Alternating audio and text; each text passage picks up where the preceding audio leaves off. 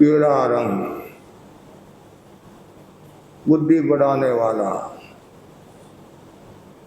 पीले रंग के परमाणु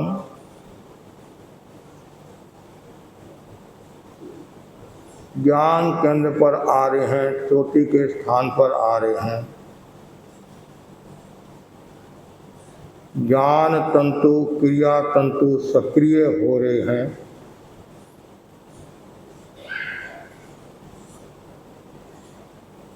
अनुभव करें, पीले रंग के परमाणु से पूरा सिर भर गया है।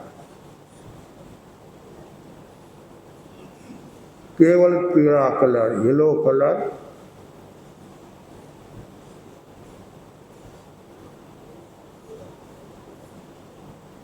मेरी स्मरण शक्ति बढ़ रही है, याद शक्ति बढ़ रही है। अनुभव करें, बहुत महत्वपूर्ण प्रयोग है विद्यार्थियों के लिए, सभी के लिए।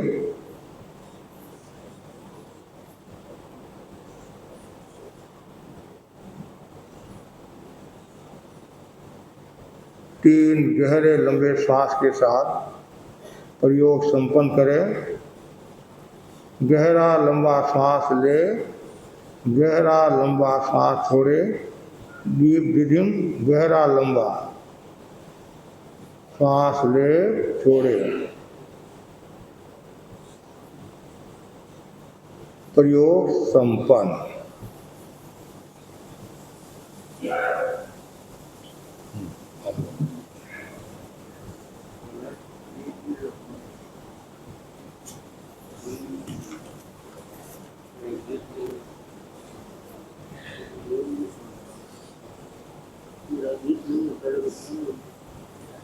हरिता में जन जन मन पावन हो, संयम अपने से अपना अनुशासन, अनुव्रत की परिभाषा, वर्ण जातियां संप्रदाय से मुक्त धर्म की भाषा, छोटे छोटे संकल्पों से मानस परिवर्तन हो, संयममय जीवन हो, संयममय जीवन। आनंदानंद दास्ता के धाम युग प्रधान महात्मा श्री आचार्य श्री महाश्रमण जी के पावन चरणों कोटि कोटि वंदन। सदैव मुनिश्री के पावन चरणों भावरा वंदन। मुनिवृंद, स्कूल के विद्यार्थी एवं समस्त श्रावक श्राविकागण, आज अणुवत उद्बोधन सप्ताह का आखिरी दिन, जिसे जीवन विज्ञान दिवस के रूप में मनाया जा रहा है, और जैन विद्यालय के विद्यार्थी यहाँ पर इस अवसर पर विशेष रूप से उपस्थित है। तो सर्वप्रथम मैं आमंत्रित करूँगा अणुवत समिति के अध्यक्ष नफत जी से कि वे स्वागत में दो शब्द कहें, और उसके बाद विद्यालय की ओर से विचार रखेंगे। सौम्या श्री अपने विचार व्यक्त करेंगे।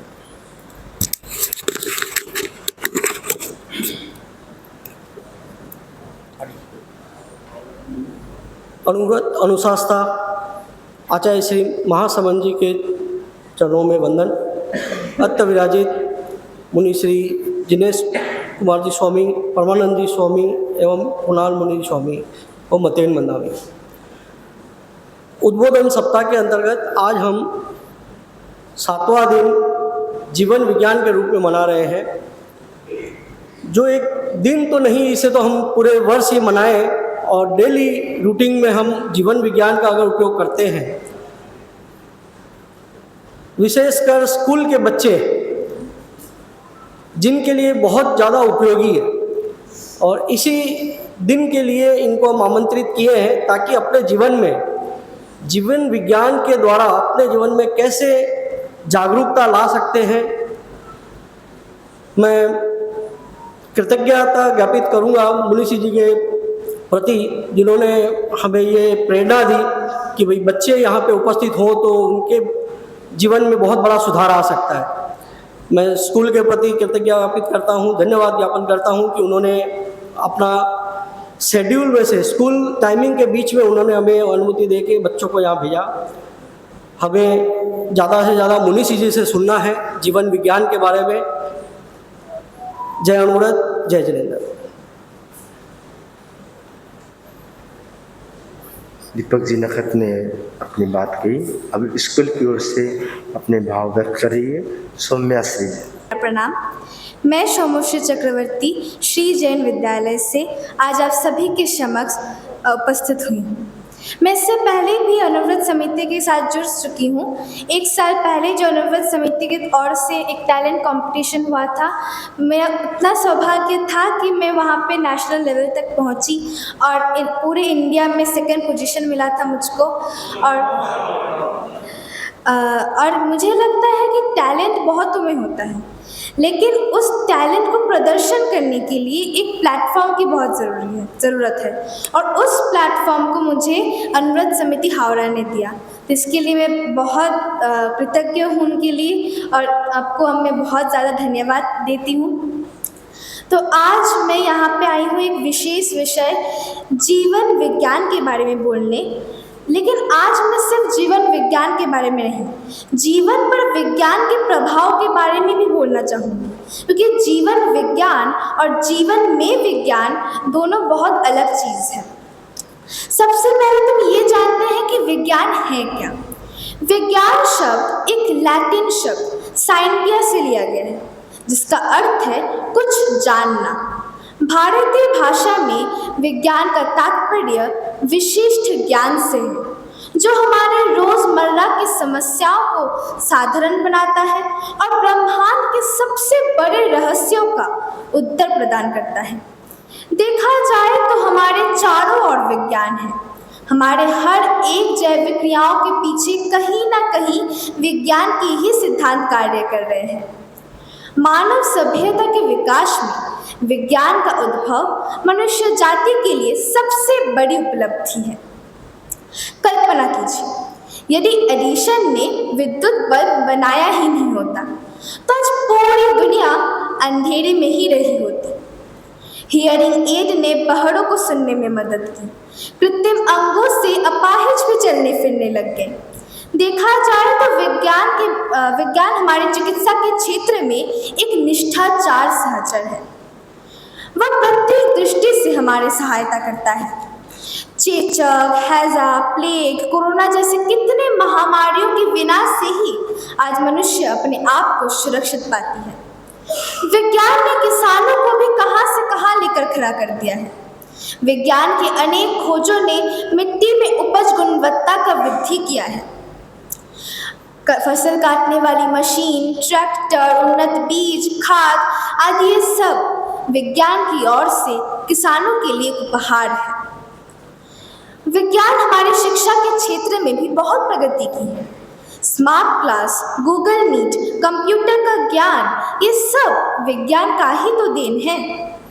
देखा जाए तो विज्ञान ने हमें बहुत सारे उपहार दिए हैं, लेकिन जो चीज़ हमें लाभ देती है उससे हानि भी होती है।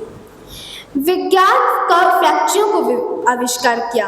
विज्ञान ने गाड़ी मोटर का आविष्कार किया, जिससे निकलने वाले हानिकारक धुआं आज हमारे पूरे वातावरण को प्रदूषित करते हैं। विज्ञान में इंटरनेट के उपयोग से ना जाने कितने जीवधारी प्राणों का विनाश हुआ है। आज हमारे चारों ओर चिड़ियों का भीड़ नहीं देखा जाता। एक समय था जब चिड़िया पेड़ों पर चहचहाती थी। एक समय था जब चिड़िया पेड़ों पर चहचहाती थी, लेकिन आज एक समय है जब चिड़िया इंटरनेट के बने तारों से सिर्फ चीखती है। हम सभी जानते हैं कि विज्ञान के रचयिता इंसान है और विज्ञान का दुरुपयोग करने वाला कौन है? इंसान। मेरा विश्वास है कि इंसान के ही हाथों में है वह कैसे विज्ञान का इस्तेमाल करे जिससे पूरे मनुष्य जाति का उपकार हो। और यदि हम इस विज्ञान, इस यांत्रिक दुनिया से बचना चाहते हैं तो इसके लिए हमें जीवन विज्ञान की ज़रूरत है। जीवन विज्ञान असल में है क्या? जीवन विज्ञान हमें इस यांत्रिक दुनिया में भी अयांत्रिक बनाती है। हमारे दिल को उस दिल में परिवर्तित करती है जिस दिल को भगवान ने बनाया था। यदि हम हर दिन ध्यान लगाएं, अपने आप को भगवान को धन्यवाद दें कि आपने हमें इस दुनिया में भेजा था इसीलिए कि कुछ हम कार्य कर सके, इतना आत्मविश्वास अपने आप में रखें तो इस यांत्रिक दुनिया में भी हम अपने जैसे चल सकते हैं। तो इस विज्ञान के प्रभाव जो हमारे जीवन में लाभ भी देता है और हानि भी देता है, उस हानि को हटाने के लिए हमें जीवन विज्ञान की बहुत ज़रूरत है। अंत में मैं यही कहना चाहूँगी कि हमें विज्ञान पर निर्भर नहीं होना चाहिए, विज्ञान को हम पर निर्भर होना चाहिए। और विज्ञान यदि हम पर निर्भर हो तो हमें जीवन विज्ञान में आश्रित होना चाहिए। धन्यवाद।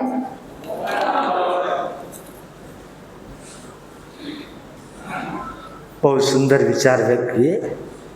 विज्ञान से जो हानियाँ होती है उन हानियों को दूर करने के लिए या उन हानियों से बचने के लिए हमें जीवन विज्ञान चाहिए। तो अब मैं निवेदन करूंगा श्रद्धेय मुनिश्री से कि सभी को जीवन विज्ञान के बारे में अपना मार्गदर्शन प्रदान करेंगे। निवेदन मुनिश्री। अहिंसा के अवतार भगवान महावीर स्वामी के श्री चरणों में कोटि से वंदन। अनुव्रत अनुशासता आचार्य श्री महासमुद्र के श्री चरणों में कोटि से वंदन। मुनिवृंद, विद्यालय की छात्राएं, भाई और बहनों, अनुव्रत उद्बोधन सप्ताह का आखिरी दिन, 7वां दिन जीवन विज्ञान दिवस के रूप में मनाया जा रहा है। व्यक्तित्व विकास के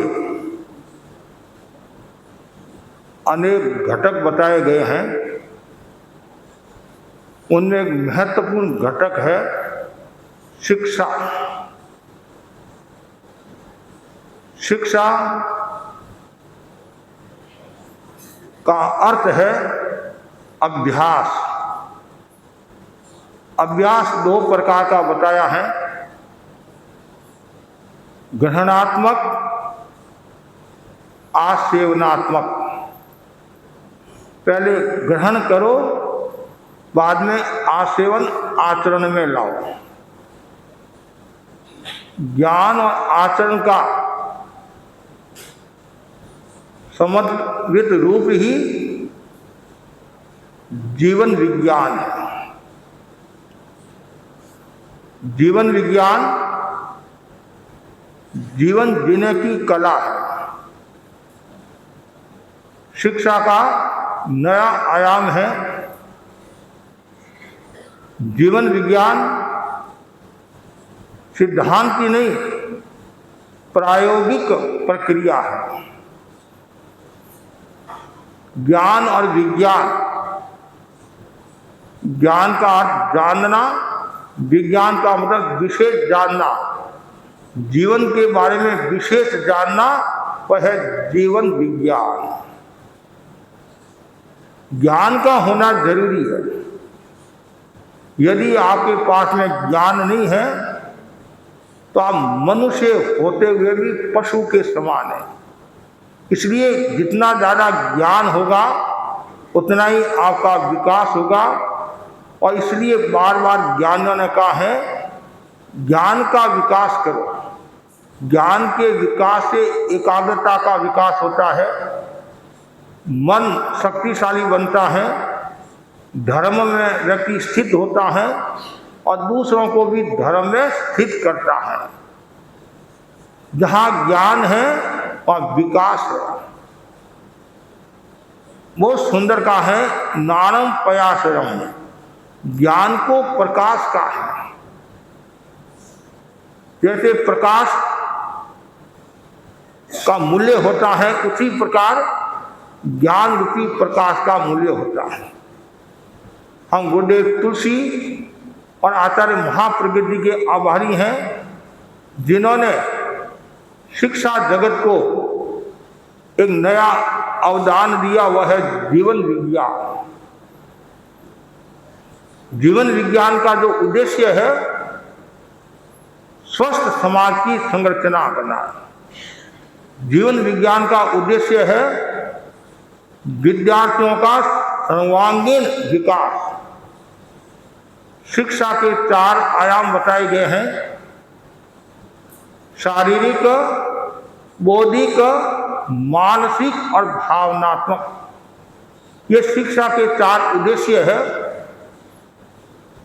जिस शिक्षा में ये चारों ही बातें हो वह शिक्षा सर्वांगीण कहलाती है।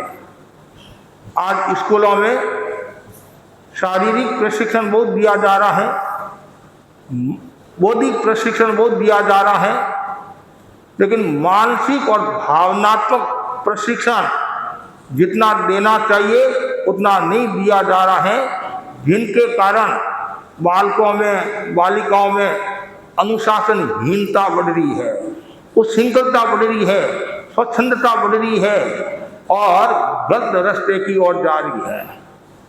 आज की शिक्षा पद्धति को, आज की शिक्षा प्रणाली को हम गलत तो नहीं कह सकते हैं, लेकिन अधूरी है। अधूरी इस बात की है कि उनमें मानसिक और भावनात्मक प्रशिक्षण का अभाव है।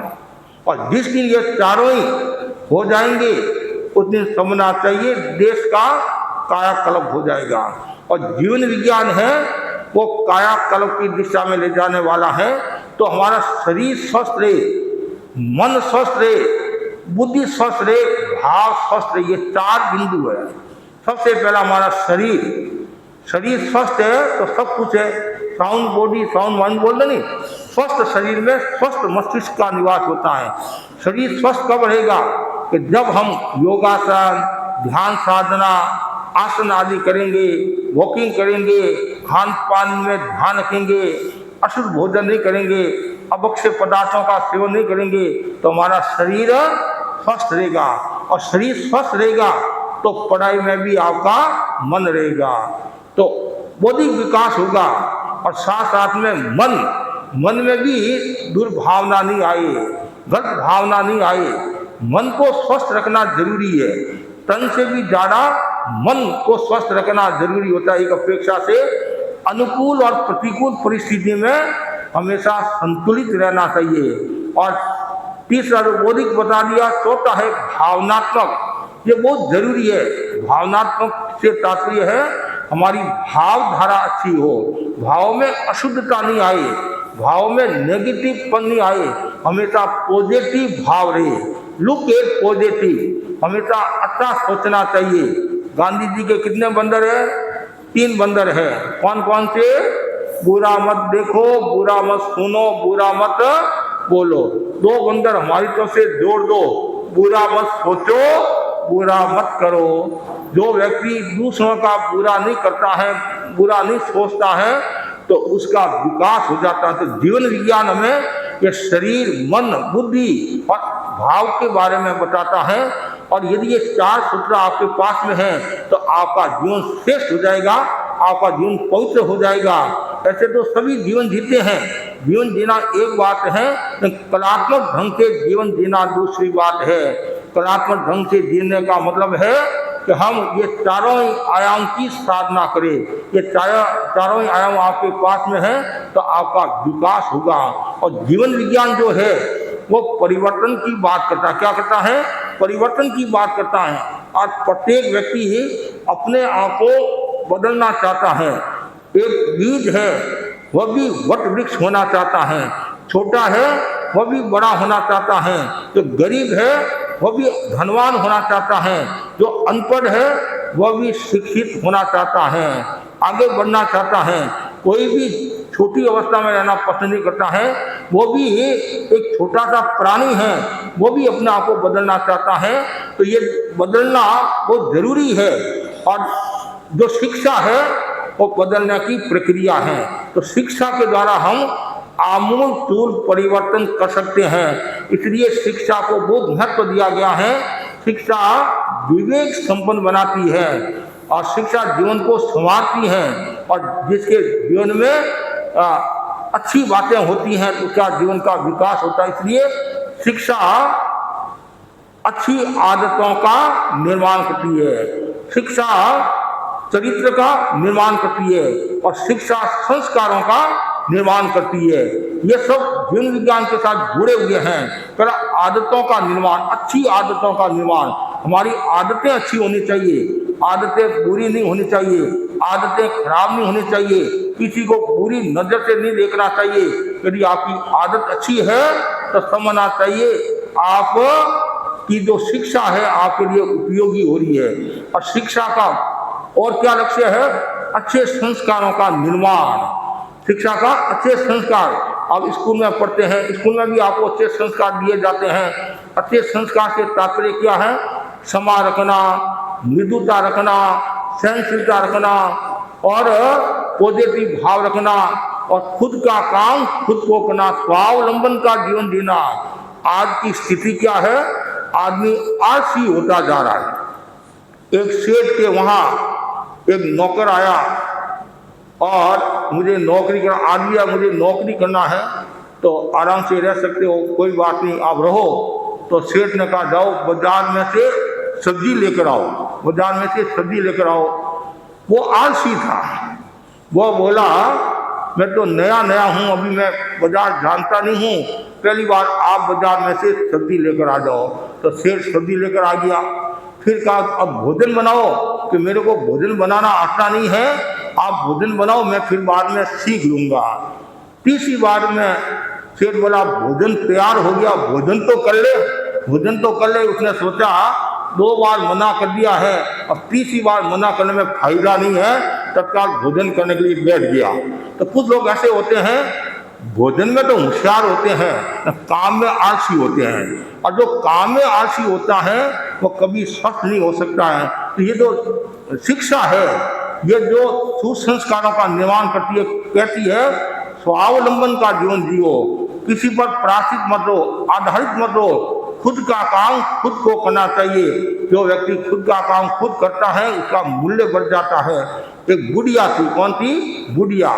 बुढ़िया के एक लड़का था, उसकी शादी हुई, बहू आई और सासू ने सोचा मेरी बहू आई है, और सासू दिन में 5 बार खुद उसको भोजन कराती है, नाश्ता, भोजन, चाय आदि, और हाथ से ग्रास भी देती है मुंह में, हाथ से। कौन? बुढ़िया, बहू को। बहू ने सोचा यहाँ तो आनंद ही आनंद है, यहाँ तो कुछ काम ही नहीं करना पड़ता है। 4 दिन सासू जी ने सेवा की और 5वां दिन उदित हुआ और बहू से कहा बहू 1 गिलास पानी की ला, झाड़ू निकाल, ये कर। बहू बोली मैं यहाँ काम करने के लिए नहीं आई हूँ, यहाँ मैं आराम करने के लिए आई हूँ, और जैसा मैं हुक्म दूँ वैसा आपको करना है। ये भोजन बनाना, ये करना, वो करना, ये करना। सासू ने सोचा, मैंने तो सोचा वो सेवा करेगी, ये तो उल्टी आपत गले में आ गई, आपत गले में आ गई। अब रोजाना खटपट खटपट। आप जानते हैं काम वालो है, काम वाली नहीं है। आप यदि मम्मी का काम करोगे नहीं तो मम्मी आपको अच्छा कहेगी नहीं, कहेगी मेरी लड़की बहुत अच्छी है, काम करती है। और काम नहीं करोगी तो क्या कहेगी? ये आलसी है, काम चोर है, और फिर 17 बार आपको सुनना पड़ेगा। इसलिए कभी भी काम में आलस नहीं करना।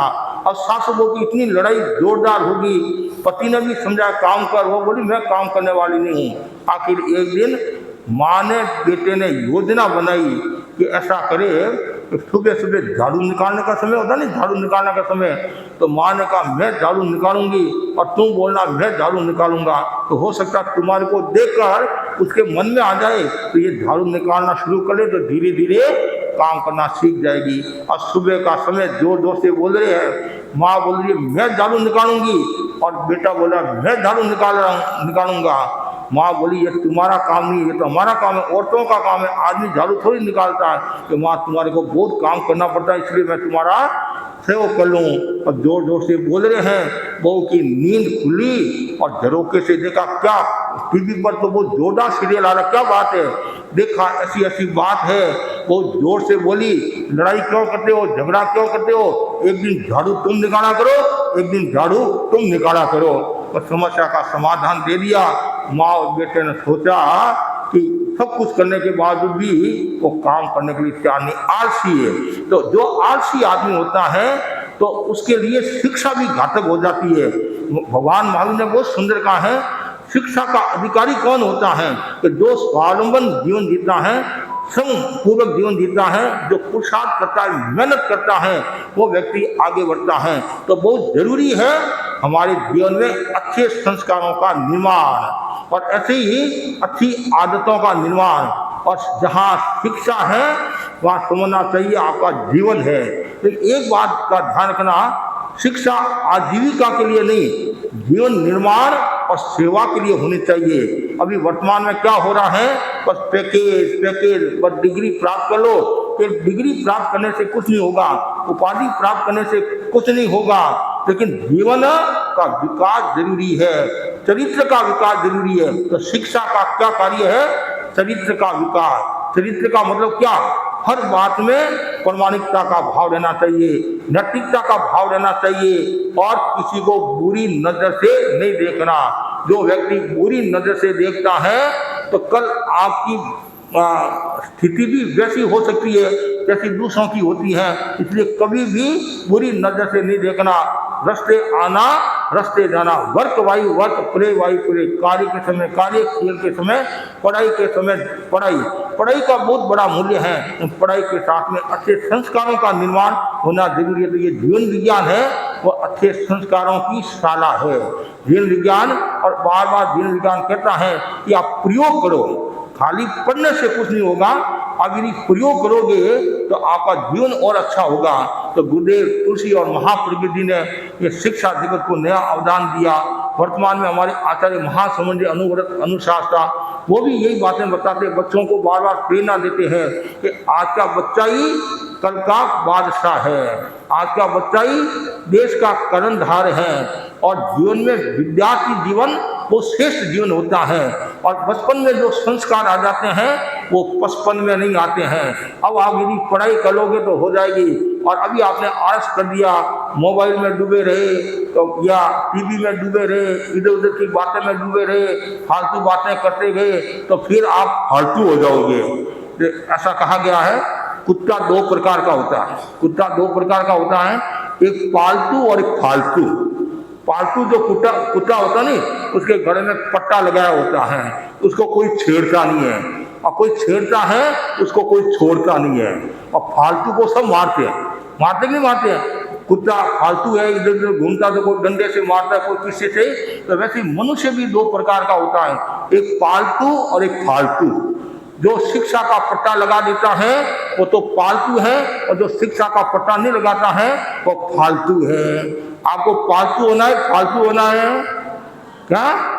अच्छा, पालतू होना, लेकिन उसके लिए आप मेहनत करोगे, मेहनत करते नहीं। हाँ, मेहनत करना जरूरी है, पुरुषार्थ करना जरूरी है। तो जितना ज़्यादा पुरुषार्थ करोगे तो आप भी पालतू की तरह हो जाओगे, नहीं फालतू हो जाओगे। और आज के युग में पढ़ाई का भी मूल्य बड़ा है, क्रेज बड़ा है। पढ़ाई के साथ में ये ध्यान रखना, चरित्र का ध्यान रखना, खान पान का ध्यान रखना, गलत आदतों का ध्यान रखना कि मेरे जीवन में गलत आदतें नहीं आए।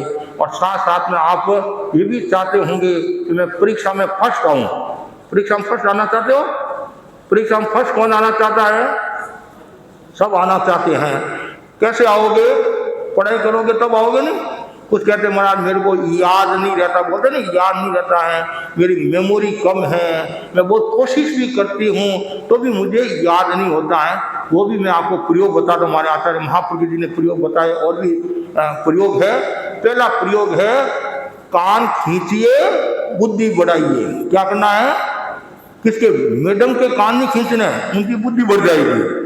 और दूसरे के कान नहीं खींचना है, खुद के कान। और इतने जोर से भी कान नहीं खींचने का हाथ में आ जाए तो मेरे मुश्किल हो जाएगी।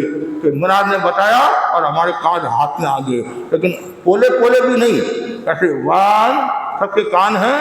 किधर है कान? माथा में? किधर है? नहीं, वेरी गुड, सबके कान है। फर्स्ट उसके कान है, हाँ, वन, इसके कान है, बेबी कान है, हाँ 1 2 3 1 2 3 1 2 3। ये कब करना? सुबह उठने के पहले, बाद में? सुबह उठने के पहले करना। पहले क्या करें? पहले तो नींद में रहोगे। सुबह उठने के बाद में क्या, इससे क्या होगा? आपकी नींद भी उड़ जाएगी और अवेयरनेस, जागरूकता आ जाएगी, जागरूकता स्फूर्ति आ जाएगी। पुराने समय में कोई बच्चा बदमाशी करता ना स्कूल में, तो मास्टर साहब ने क्या करते? कान पकड़ते। क्यों? ये अवेयरनेस, ये जागरूकता का चिन्ह है। और लड़कियों के कानों में ये कान बिंदाते थे, आज ये नहीं ऐसे कान में है लड़के। ये क्यों? इसे इंद्रिय और मन वश में रहे, इसे जागरूकता बढ़ेगी। पहला। दूसरा जो मैंने आपको ये प्रयोग बताया है, ये प्रयोग करते जाओ, इससे आपकी मेमोरी बढ़ेगी। तीसरा ये ज्ञान मुद्रा। चौथा है महाप्राण ध्वनि। जैसे ये हमेशा ध्यान रखना, मुंह से श्वास नहीं लेना है, नाक से श्वास लेना, नाक से ही छोड़ना। क्यों मुंह से श्वास क्यों नहीं लेना? तुम बताओ। वो 30 नंबर की लड़की नहीं, दुबली पतली, वो तुम बताओ। हाँ, मुंह से श्वास क्यों नहीं लेना? मुंह से श्वास लेने क्या होता है? कीटाणु चले जाते हैं। और नाक से श्वास लेंगे तो क्या होगा? संवेदी तंत्रिका बाल छन छन कर, मतलब श्वास छन छन कर जाएगा। इसलिए ये ध्यान रखना। और जैसे भंवरा गुंजन करता नहीं, उसी प्रकार गुंजन, नाक से श्वास छोड़ते हुए पहले तो लेना, फिर छोड़ते हुए भंवरा जैसे गुंजन करता है, उसी प्रकार गुंजन करना। ये 9 बार। इससे भी क्या होगा? आपकी मेमोरी बढ़ेगी। और एक ज्ञान मुद्रा, और एक है ओम नमो नारायण। क्या? ओम नमो नारायण, ओम नमो नारायण। मैं ज्ञान को प्रकार नमस्कार करता हूँ, इससे आपकी बुद्धि बढ़ेगी। और एक तारासन, नाम सुना ना? तारासन, कोणासन, पाद हस्तासन, संपादासन, और एक वो है खरगोश का आसन। हाँ, क्या नाम उसका? शशांक आसन। ये रोजाना करना। इसे करने से क्या होगा? आपका शरीर भी स्वस्थ रहेगा, मन भी स्वस्थ रहेगा, भाव भी स्वस्थ रहेगा, और संवेग का नियंत्रण। और जीवन विज्ञान क्या कहता है? जीवन विज्ञान कहता है आवेगों को और संवेगों को जीवन विज्ञान नियंत्रित करता है। यदि आप प्रयोग करोगे, केवल कहने से प्रयोग करना, तब आपके जीवन में बदलाव आएगा। तो आज मैं सभी के प्रति आध्यात्मिक मंगल कामना करता हूँ। और जैन विद्यालय के जो छात्राएं आई है, खूब आप अच्छा विकास करो, आगे बढ़ो। और ये हमेशा ध्यान रखना कि मेरे जीवन में बदलाव आए, मेरे व्यवहार में बदलाव आए, मेरे चिंतन में बदलाव आए, मेरे जोक से घर परिवार को नुकसान न हो। इसलिए कहा गया है जीवन विज्ञान जीवन निर्माण की एक वैज्ञानिक प्रक्रिया है। जीवन विज्ञान जीवन मूल्यों की पुनर्स्थापना है। जीवन विज्ञान संतुलित जीवन बनाने का उपाय है। संवेगों पर नियंत्रण करने की शक्ति है। और यह सुख में जीवन की बुनियाद है। और जीवन विज्ञान के द्वारा अच्छे संस्कारों का चिंतन किया जा सकता है। और मूल्य आधारित शिक्षा पद्धति का उपक्रम है। और जीवन विज्ञान जीवन जीने की कला है। और जीवन विज्ञान स्पष्ट समाज की संरचना है। तो आप निरंतर जो मैंने प्रारंभ में जो प्रयोग कराए नहीं, ये हमेशा प्रयोग कर। जीवन विज्ञान क्या है? ये सिद्धांत और प्रयोग की एक शिला है, आधारशिला है। तो इसलिए जरूर आप ये प्रयोग करना। और अनुव्रत उद्बोधन सप्ताह का आखिरी दिन, अनुव्रत हमारे जीवन का आधार है, अनुव्रत हमारे जीवन का निर्माण है। और अनुव्रत से भी हम अपने जीवन को बहुत अच्छा बना सकते हैं। और अनुव्रत के जरिए हम अनुव्रत की साधना के द्वारा व्यवहार को परिष्कृत कर सकते हैं। हम गुरुदेव तुलसी के आभारी हैं, जिन्होंने अनुव्रत आंदोलन का सूत्रपात किया और समाज को एक नया आयाम दिया। तो मैं सभी के प्रति और दक्षिण हावड़ा और कलकत्ता अनुव्रत समितियों को साधुवाद देता हूँ। और इसी प्रकार आप धर्म संघ की सेवा करते रहे, समाज की सेवा करते रहे। ओम आरहम। अब मैं आमंत्रित करूंगा। हमने पिछली बार भी सोम्या को सुना था। कहाँ सुना था पता है? लीलवा में। लीलवा में आई थी तुम्हारा? हाँ, दो लड़कियाँ आई थी। एक तो तुम आई थी, एक 12वीं कक्षा की लड़की और आई थी। उसने कविता रखी। हाँ, अच्छी बोलती। और विकास करना। हाँ, और सब लड़कियाँ विकास करना खूब है। आचार विचार संस्कार व्यवहार खूब अच्छा जीवन जीना। और आचार्य महासमुद्र के शब्दों में गुस्सा विषा नशा इन 3 से दूर रहना। गुस्सा विषा नशा मतलब कभी क्रोध मत करना, मम्मी पापा यदि कुछ कह दे तो भी मन को संतुलित रखना, गुरुजन भी कुछ कह दे तो विषा, कभी झूठ मत बोलना और कोई भी प्रकार का नशा मत करना। नशा नाश का द्वार है, धन भी जाता है, धर्म भी जाता है और व्यक्ति का व्यक्तित्व समाप्त हो जाता है, अस्त हो जाता है। इतना मेरा कहना मानना। नशा कभी मत करना, सिगरेट हुक्का आदि कोई भी है, शराब कभी भूल चूक से भी मत पीना और खोटी संगति गलत संगति में मत जाना। जैसा कि मुनीषी ने बताया, विद्यार्थियों में अच्छे संस्कार आए और सौम्यासी गुरुदेव के दर्शन करने गई थी गत वर्ष, तो वहाँ पर इसने सबको ज्ञात रहे कि जमीकंद का त्याग और कोई एक चीज़ का त्याग करने का संकल्प लिया था। तो वह एक प्रेरणा है सभी के लिए कि बंगाली वातावरण में रहकर भी उसने गुरुदेव से प्रेरणा प्राप्त करके त्याग की ओर आगे बढ़ी है। तो बहुत साधुवाद की पात्र है। मैं आभार ज्ञापन के लिए अनुवाद समिति मंत्री वीरेंद्र जी बोरा हूँ। आभार है। हाँ, इसने अपनी इच्छा अत्र विराजित मुनि श्री जिनेश कुमार जी एवं सवर्ती मुनि वृंद को मेरा मध्यन वंदनामि। उपस्थित जैन विद्यालय के स्टूडेंट्स, टीचर्स एवं सभी श्रावक समाज को मेरा सादर जय जिनेन्द्र, जय अनुव्रत।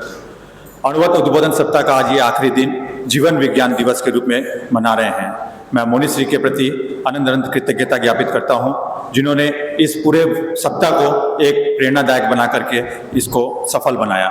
मैं मुनिश्री के प्रति इस पूरे हफ्ते में आपके द्वारा दिए हुए इंगित या किसी भी अनुपालना नहीं हो पाई है तो मैं पूरे समिति की तरफ से एवं मेरी तरफ से आपसे बारंबार क्षमा करता हूं। साथ ही ये स्थान उपलब्ध कराने के लिए चातुर्मास व्यवस्था समिति साउथ हावड़ा सभा के समस्त पदाधिकारीगण, अध्यक्ष महोदय, विशेषकर मंत्री महोदय श्रीमान बसंत जी पटावरी से भी और समस्त पदाधिकारियों से मैं बारंबार क्षमा करता हूं। आपके किसी भी आदेश का पालन करने में हमसे चूक हुई हो, इसके लिए मैं बारंबार क्षमा करता हूं। आप सभी के प्रति मंगल कामना। बच्चों को अभी वापस क्लास में जाना है मुनिश्री, तो उन्हें एक बार मंगल पाठ का श्रवण करवाकर मैं श्रावक समाज से भी निवेदन करूंगा, कृपया आप थोड़ी देर बाद जाएं, पहले बच्चों को निकलने दें, उन्हें वापस क्लास ज्वाइन करनी है। निवेदन मुनिश्री से।